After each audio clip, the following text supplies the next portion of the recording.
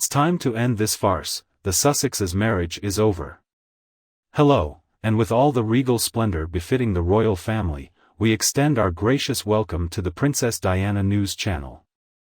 It's with immense pleasure that we invite you to once again embark on a journey into the enchanting realm of royalty. Let's move on to the video. I know we've said it before, folks, but this time there are too many signs we can't ignore. Harry and Meghan are done.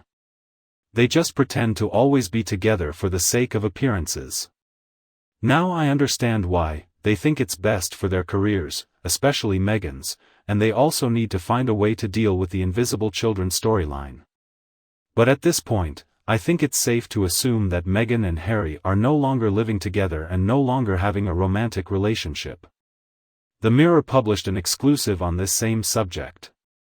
The headline is that Harry and Meghan are spending time apart for the sake of their strained marriage. Well, obviously their marriage is strained.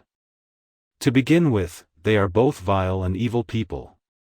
It's not easy to get along with them.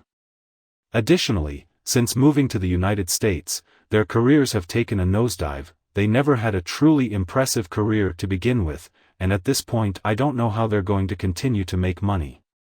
As expected, they start attacking each other. And at this point, they can't even maintain the facade of still being together. That's why we get all these reports that they're spending time apart. We saw Harry travel to Texas without Meghan, and Meghan reportedly spent time at a Beverly Hills hotel. Relationship expert Luella Alderson says Meghan and Harry may have some time to work on themselves, but she warns it comes with risks. Speaking to the Mirror, he said, "Living apart, there is a risk that one or both partners will become too comfortable with their separate lives and drift further apart. This is why it is essential for couples to carry out regular check-ins and ensure that they continue to prioritize their relationship despite their separation." The first question is, how long have Meghan and Harry actually been living apart? Now I guess it's been a few months now. Remember, I think it was in the spring, maybe certainly during the summer, that we started hearing these voices. That Harry was spending time in hotels away from Meghan. I think these rumors were 100% true. I think that's where it all started. And I don't think they've lived together since then in that ridiculous Olive Garden-looking McMansion that we don't even know for sure if they ever lived there. Reportedly, the house we saw in the documentary series and the one we saw in these interviews are just a setup anyway. I believe, however, in what this relationship expert says, that if a couple needs to spend time apart because they need to work on themselves, they need to check in regularly if they ever want to get back together. Meghan and Harry, however, won't be able to do something like that. This would require a level of altruism that neither possesses. I don't believe Meghan and Harry are capable of true cooperation and compromise. This relationship expert also said that living separately can provide couples with much-needed space and time to work on themselves and reflect on their relationship without the constant presence of their partner. Well, that's a good idea, isn't it? For normal people. But we're talking about a few narcissists. They are incapable of working on themselves individually, especially Meghan. Now Harry, I don't know. I think the jury is still out on this one. Honestly, I'm not convinced he's not a narcissist, and I'm not convinced he is. But Meghan, 100%, she is a malignant narcissist, and this means she cannot work on herself because she believes she is already perfect. She won't be able to look back on her relationship with Harry and see that she is part of the cause of their problems. She will blame him for absolutely everything, and they will then have no chance of really moving forward. I also suspect that as Meghan gives Harry more leeway, he will realize that he is completely controlled by her. He might even start to spread his wings a little without Meghan coming to cut him off. Ms. Alderson, the relationship expert, went on to say that it allows them to have a better understanding of themselves and their needs, which can ultimately benefit the relationship in the long term. Living apart for a period of time can also increase intrigue and excitement in a relationship, as it allows for an element of surprise when a couple reunites.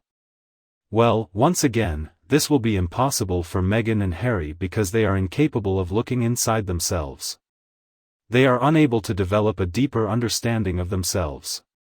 I know, Harry claims he's had all these years of therapy and taken all these medications, so now he really knows himself. No. And as for Meghan, I mean, come on, this woman lives in a fantasy world. Meghan has repeatedly shown us that she is not capable of true introspection. I also believe that if Meghan is ready to release her hold on Harry, she is already done with him. Because she knows, she must be there in his ear, telling him what to do at all times. Or he might start to realize that she's not good for him. Luella also says that maybe Harry and Meghan have fallen into too much of a rut in their relationship. And so their love story, quote, lost some of its initial spark. So he argues that living separately can help reignite that passion and keep things fresh. It's true that at the start of their relationship there was a lot of passion between Meghan and Harry. Unfortunately, we had to see him all the time. At this point, that's not what we see between them. I mean, when you see them together, it seems like they absolutely hate each other. I don't think it's possible to get that initial spark back though, because that initial spark was based on lies. It was a very superficial kind of desire that would never last. At the time, Meghan also believed Harry was her ticket to fame and fortune. She could not have achieved fame and fortune alone. He quickly realized that he didn't have much money. And that his contacts weren't very good. Then she also quickly lost interest in him. And while they're apart, what will Meghan and Harry do? I have a good idea of what Meghan is going to do. She is looking for a new man. And as for Harry, well, he's probably just happy to have a bit of a break. Today, Ms. Luella says it's essential for couples to talk honestly about their expectations regarding any time spent apart. He says this will ensure that the relationship remains healthy and strong. She said both partners need to be on the same page and their decision to live apart should be fueled by a desire to strengthen their relationship, not a desire to avoid addressing underlying issues.